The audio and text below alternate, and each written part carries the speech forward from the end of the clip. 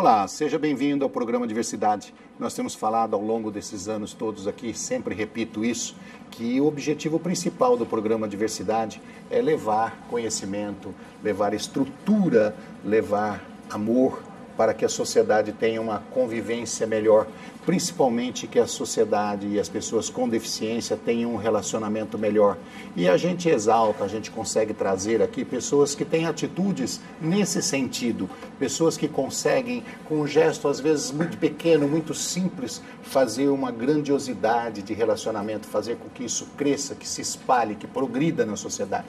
Nós vamos conversar hoje com o Billy de Assis, que é professor e criador do café terapêutico. Quem fala em café terapêutico pensa em alguma coisa assim da manhã, bater um papo, discutir futebol, ver se o Grêmio vai lá ou não vai.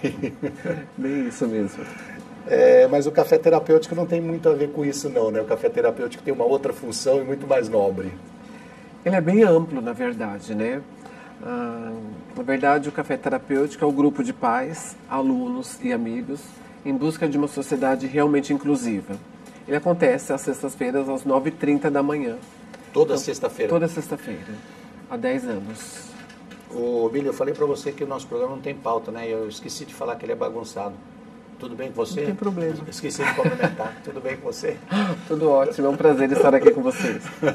Ô, Billy, por que nasceu essa ideia de fazer o café terapêutico? Quer dizer, por ser café terapêutico já está explicado. Toda manhã de sexta-feira você reúne o pessoal para fazer uma terapia de grupo, vamos colocar assim, mais ou menos isso. Às vezes funciona como? Mais ou menos isso. Por que nasceu essa ideia?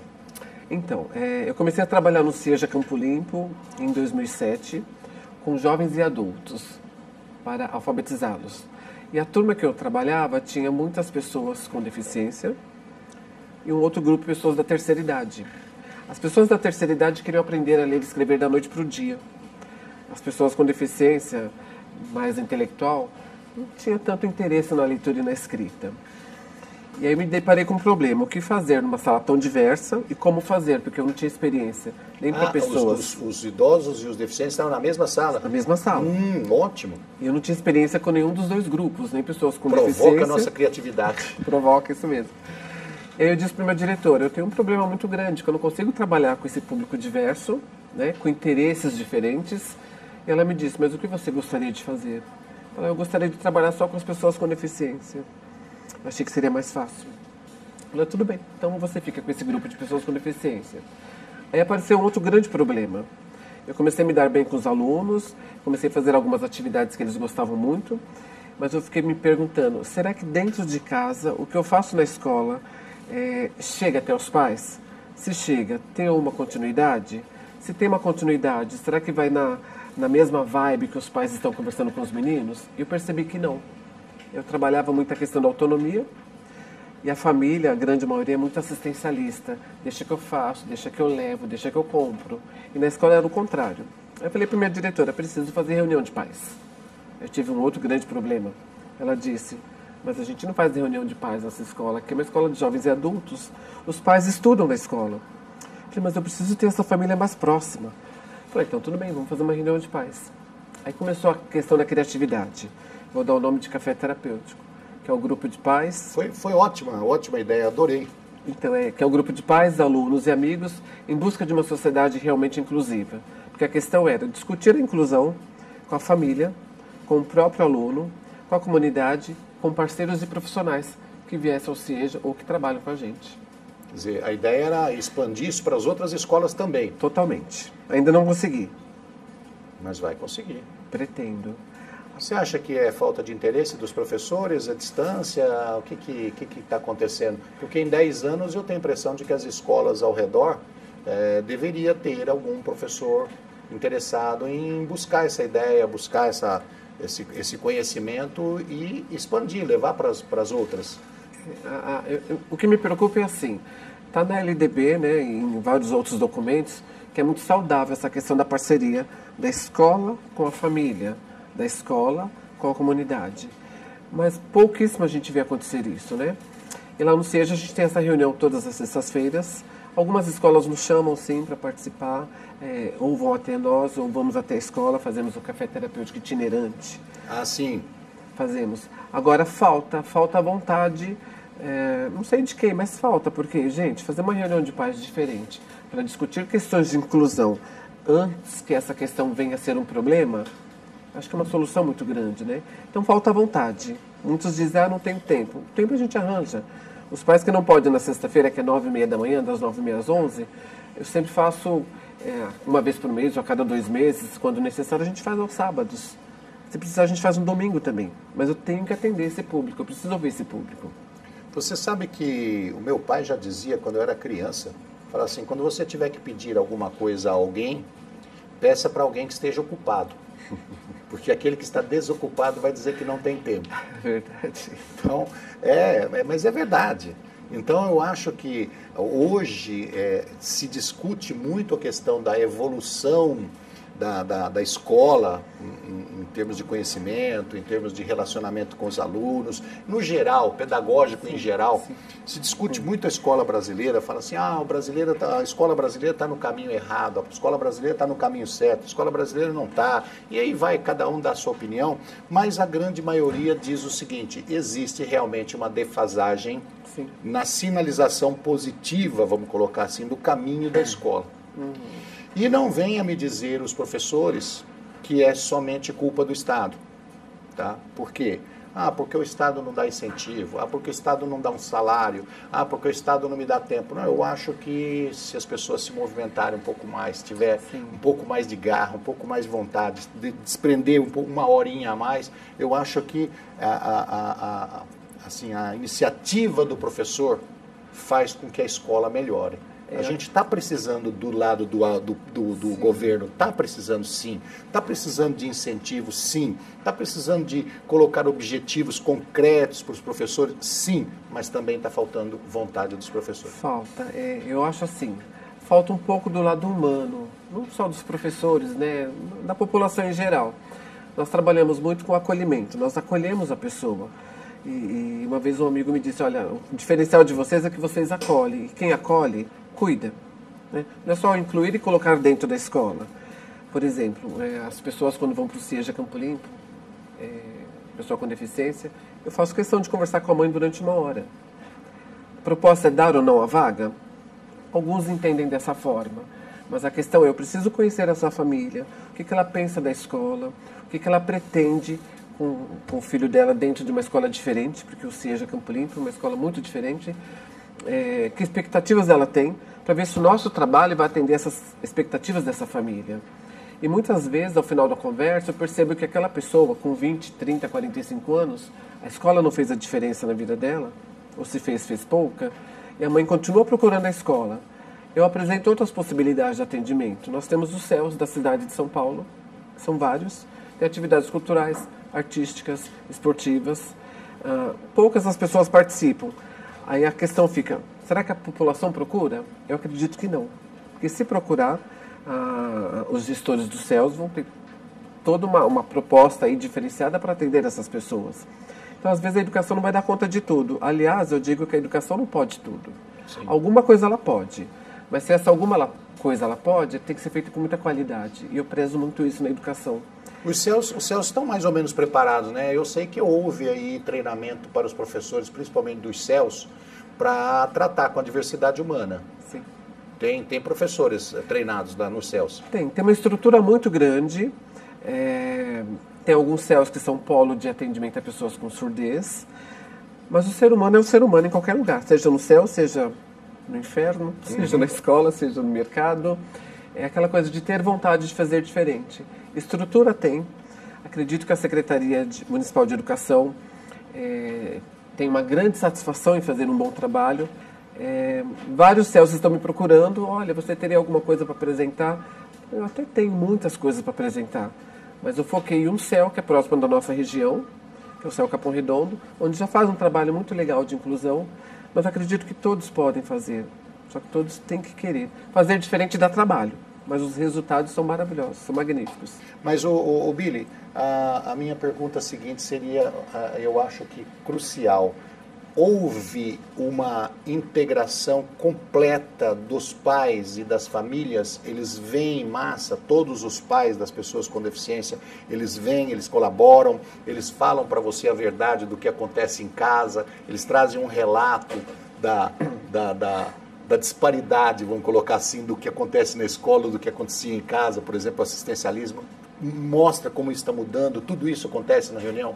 Acontece até porque os temas que são trabalhados, às vezes surge algum tema, mas num encontro, alguma mãe faz uma pergunta, surge algum tema que normalmente é alguma questão que ela tem que trabalhar dentro de casa e acaba sendo comum às outras mães. Os relatos são muito grandes, né?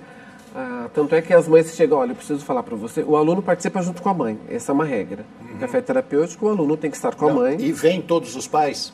Todos não. Nós temos aproximadamente 265 alunos com alguma deficiência no CIEJA Campo Limpo. Eu recebo em média cada sexta-feira de 60 a 80 pessoas. É numa sexta-feira, na parte da manhã, algumas pessoas trabalham. Aqueles que não estão presentes no café, no encontro de sexta-feira, a gente tem um grupo do WhatsApp, a gente tem as publicações no Facebook, tem outros eventos que acontecem na escola, que a família pode estar sendo incluída, né? A família é totalmente incluída desde que ela esteja disposta a ser incluída. E as mães trazem questões sim. Olha, fulano fez isso, eu disse que ia falar para você.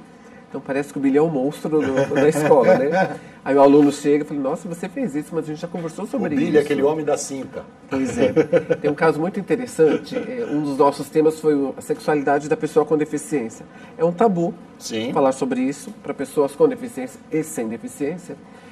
Mas a Secretaria de Educação fez o lançamento de um documento chamado RAAD, que é o Referencial de Aprendizagem da Pessoa com Deficiência, Referencial de Avaliação da Aprendizagem da Pessoa com Deficiência. E tinha alguns textos introdutórios. Um desses textos era a sexualidade da pessoa com deficiência. Aí me chamaram para falar sobre isso, para divulgar para os outros professores, para formar os outros professores com relação ao documento e ao tema. Eu fiquei pensando, poxa vida, eu vou pegar a tese de doutorado que um psicólogo fez, coloco lá em 10 PowerPoints e converso com os professores. Isso é pouco demais. Aí falei para o meu diretor, eu tenho uma diretora que tudo que você pede ela deixa. Então eu fico pensando muito bem o que eu tenho que pedir. Falei, preciso fazer um vídeo.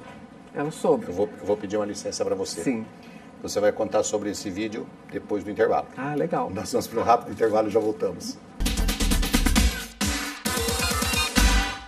Estamos de volta com o programa Diversidade, hoje falando sobre o café terapêutico. É uma criação do Billy de Assis, que é professor, e numa dificuldade de relacionamento, de enfrentar uma escola com uma diversidade muito grande, criou um projeto que fez com que facilitasse esse relacionamento e fez com que isso se tornasse um mecanismo não só de bem-estar para a escola, mas também de bem-estar para as famílias. Ele estava contando no final do primeiro bloco que ele foi encarregado de falar sobre a questão da sexualidade da pessoa com deficiência. E você estava falando que ia criar um vídeo.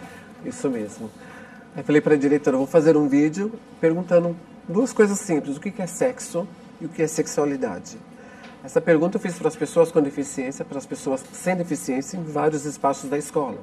Surgiram muitas questões interessantes, né? Em nenhum momento eu quis formá-los, só quis a informação que eles tinham. Fiz o vídeo que chama-se Sexualidade em 3D, que são 3 dimensões do conhecimento. O que eu sei, o que você sabe e o que podemos aprender juntos.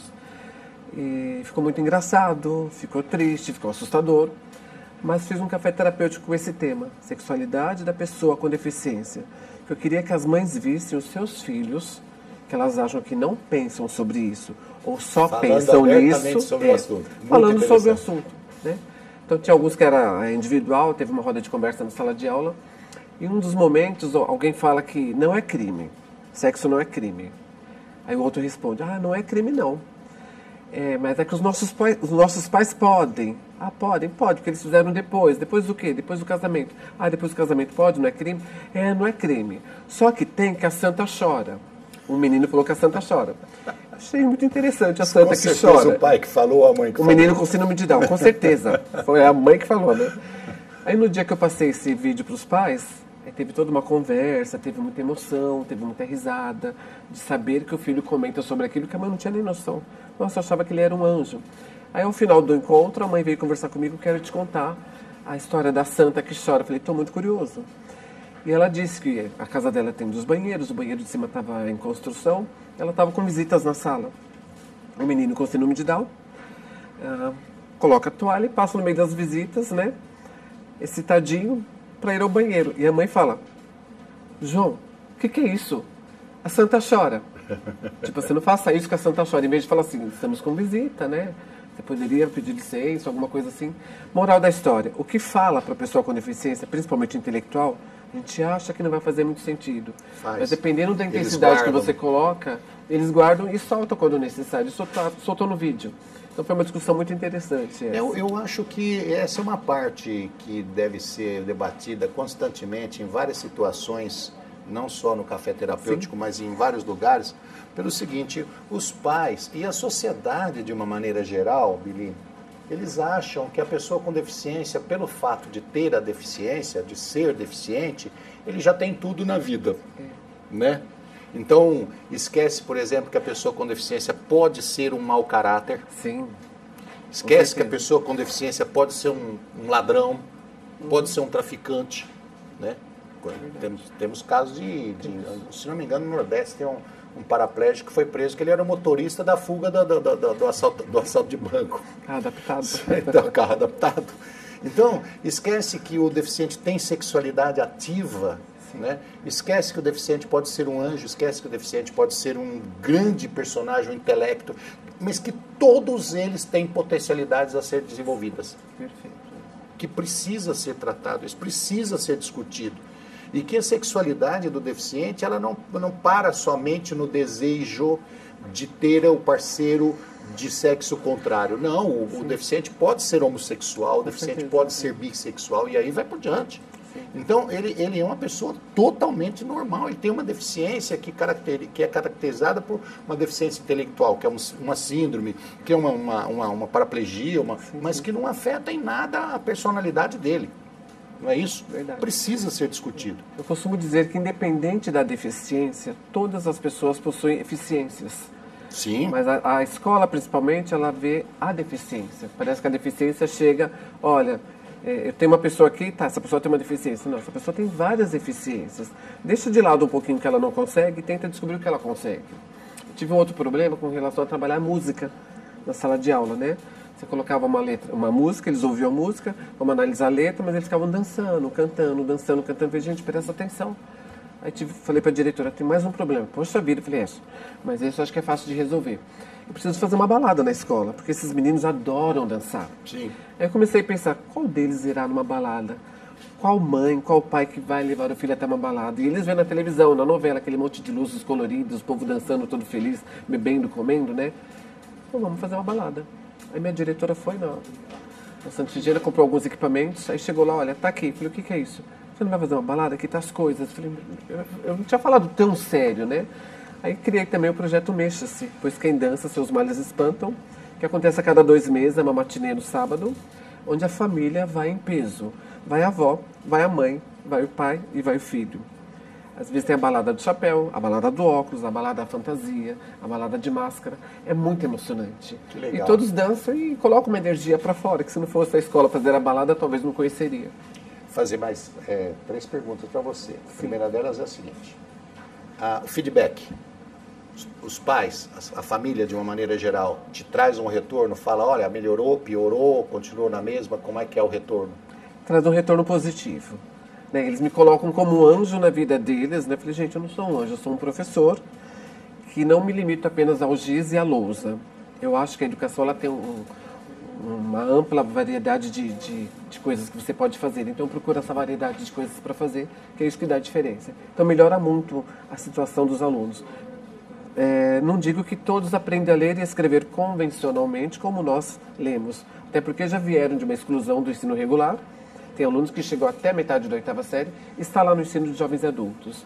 Mas muita coisa que a escola não ensinou, eu tenho certeza que a gente consegue ensinar. Você fala numa palestra sua assim, me perguntem o que eu aprendi nesses 10 anos. O que você aprendeu nesses 10 anos? Eu aprendi uma coisa muito emocionante. Eu aprendi a valorizar o meu olhar convivendo com pessoas que não enxergam. Aprendi a valorizar a minha audição convivendo com pessoas que não ouvem. Aprendi a dar mais valor às minhas ideias com aqueles que às vezes não conseguem entender o que eu estou falando. Mas o mais importante de tudo que eu aprendi foi a valorizar o meu coração e o coração dos meus alunos. E o recado que eu deixo é que na sociedade falta muito, infelizmente, o exercício da empatia, de olhar o outro e enxergar as possibilidades que ele tem, de proporcionar possibilidades dele se realizar, dele se encontrar no fazer do dia a dia. Enxergar o outro como um momento único de aprendizado, porque todos nós somos diferentes e todos nós temos alguma coisa para dar. Totalmente. Né? Toda vez que eu falo isso, eu até me emociono. Quando eu encontro uma pessoa, eu falo assim, olha, eu tenho um momento único, porque nunca a mesma pessoa atravessa o mesmo rio. Sim. Não é isso? Então, eu tenho um momento único de aprendizado, porque seja qual é o grau de conhecimento que aquela pessoa tenha, qual é o grau de ganho que ela tem financeiro, em qual parte da sociedade ela vive, não interessa, ela sempre tem alguma coisa que eu posso aprender com ela. Somos eternos aprendizes, né? E eu aprendi, sabe o que eu aprendi nesses últimos 22 anos comigo mesmo? Que andar é uma delícia. Correr é uma delícia. Fiquei paraplégico há 22 anos, descobri que a coisa mais deliciosa do mundo é andar. E era tão automático, né? Era tão automático. E a gente não valorizava tanto. A gente Nossa, eu vejo as pessoas caminhando de uma maneira geral, eles nunca olham assim para as pernas e falam que delícia. Verdade. Caminhar. Pequenas coisas que fazem a grande diferença. E aí eu gostaria que você comentasse sobre a questão daquele aluno que você falou que estava há 4 anos na escola e ele não entrava na sala de aula. Sim. Esse aluno é muito interessante. A escola que ele estudava, eu não conheço a escola, mas assim, pelo que a mãe me conta, ele é muito difícil de fazer amizade, né? Então as pessoas também com medo dele ser agressivo não se esforçavam para isso. Ele adorava correr, né? Então todas as aulas de educação física ele já estava na quadra, porque ele não entrava na sala de aula, então ele corria muito. Ele tem umas pernas longas, ele corre bastante. E aí chegou lá no Seja Campo Limpo para me atendê-lo, fui indicado por outros profissionais de outras instituições, e eu pensei, gente, esse cara deve ser um monstro, né? Porque 3 profissionais diferentes foram lá para conversar comigo sobre o aluno. Eu falei, olha, eu não quero conversar sobre ele, vamos conversar sobre qualquer coisa. Eu quero conhecer este aluno e ter as minhas impressões sobre ele. No primeiro dia que eu fui conversar com a mãe e com ele ficava só grudadinho no braço da mãe, e ele falava assim, eu gosto de armamento pesado. Aí eu, né? Sabe aquelas espadas ninja, aquelas bombas caseiras? Aham. Aqui a gente não precisa disso. Mas quando eu vejo as pessoas passando pela janela, eu falei que não vai ter problema, que nós estamos no 2º andar, são 2 casas adaptadas. E a pessoa não tem acesso à janela. Então ele falava uma coisa, eu rebatia. No final da história eu falei assim, você quer estudar aqui nessa escola? Você quer ser meu amigo? Ele, posso pensar? Eu falei, pode. Ele, tá, eu aceito. Eu falei, então tá bom. Fui pegar na mão dele, ele não pegou na minha mão, porque ele é difícil ter toque com as pessoas. Passaram-se 4 anos. Autismo? É deficiência intelectual, mas pode ter algo de autismo, sim. Na verdade, eu não ligo muito porque o cara tem, sabe? Eu quero perceber a pessoa e ver se eu consigo fazer alguma coisa por ela. Você quer ver o que ele tem de potencial. Se eu pegar o laudo, então tá, vou estudar o que o autismo faz. Não, eu prefiro não olhar, né? Bom, hoje ele foi meu aluno durante 2 anos. Hoje ele já frequenta outra sala de aula, faz as atividades de pintura e expressão corporal que tem com parceiros na escola. Me abraça todas as vezes que vê. Ele já vem com os braços abertos. A minha diretora rouba alguns beijos no rosto dele de vez em quando. Falei, você corre sério o risco de ser agredida, né? Não tem problema, eu encaro isso. Mas ele transformou a vida dele. E eu falo mesmo no vídeo, né? A escola era um momento de desespero para ele. E lá no Seja Campo Limpo ele é muito feliz. Ele tem amigos. E por 2 anos, agora por 3 anos consecutivos, ele me dá presente no Dia dos Pais. Eu falo, mas eu não sou seu pai, eu sou seu amigo. Ele, você é meu pai, e meu amigo e meu professor. Está lá na parede o quadro que ele pinta, o trabalho que ele faz na cartolina. Isso para mim é muito gratificante. Olhar o outro, entender quem é essa pessoa que está ali na sua frente e ver o que você pode fazer para ajudá-lo. Interessante, né, rapaz? Quando você olha com o olhar aberto, né? Os braços abertos, você abre com o olhar seu, abre seu coração, você olha a pessoa se vê disposta a se mostrar. Sim, verdade. Né? Porque se você não dá um olhar para ela de carinho, de amor, né? de inclusão, vamos colocar assim, de inclusão dizer que geral, né? Geral, de dizer que ele é uma pessoa normal, como qualquer outra, que tem o que dá, que tem o que ganhar, que tem tudo, que ele tem direitos e deveres. Se você não olhar dessa forma, ele não se mostra. Não se mostra. Ele vai ficar trancado ali dentro dele, direto. E se você dá esse olhar, se você dá essa abertura, se você rompe essas trancas todas, você mete a chave ali na fechadura e abre, a pessoa se mostra. E às vezes se mostra com uma preciosidade, um brilho tão grande que é de espantar, né? Eu costumo dizer, eu brinco muito com os alunos, até porque eu consigo ter essa liberdade tanto com a família como com os alunos, né? E às vezes eu falo, gente, vocês têm algum problema, não é possível. Porque eu já expliquei isso 1000 vezes. Aí eu falo assim, quem tem problema? Levanta a mão. Eles apontam pra mim. Né? Tipo assim, nós não temos problema, o problema é seu, você que tem problema.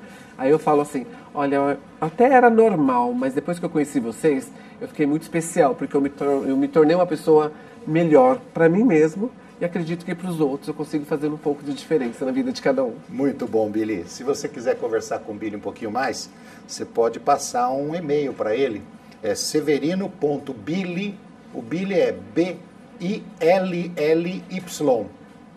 severino.billy@gmail.com. Ou você pode ligar para o Seja, certo? Pedir o professor Billy, Seja Campo Limpo, que é 5816-3701. Pede o professor Billy e fala assim, eu quero conversar com esse rapaz aí, o professor mais lindo da região. Muito obrigado pelo lindo. Billy, obrigado por você ter tido essa ideia do café terapêutico. Eu acho que foi assim magnífico. Eu acho que deveria ter isso em todas as escolas. Obrigado por você ter vindo aqui também. Eu agradeço a vocês também pela oportunidade de falar um pouquinho desse trabalho, que eu acredito muito. E obrigado a você de casa que esteve conosco no programa Diversidade. Nós esperamos na próxima semana. Até lá!